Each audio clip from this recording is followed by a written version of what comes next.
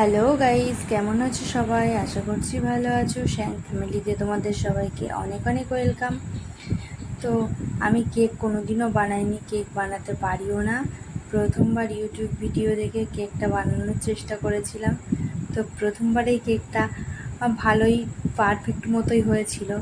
শুধুমাত্র মানে স্পঞ্জি হয়েছিল, টেস্ট ওরকম এসেছিলো, ভালোই হয়েছিল। শুধু ড্রাই ফ্রুটসগুলো কখন দিতে হয় জানতাম না।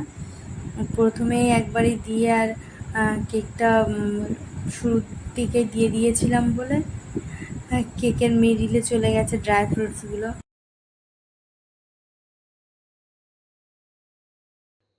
ড্রাই ফ্রুট সাইডে ছিল না, আর ফুলে গেছিলো, ফুলে যাওয়ার জন্যে মিডিলের মধ্যে চলে গেছে সবগুলো।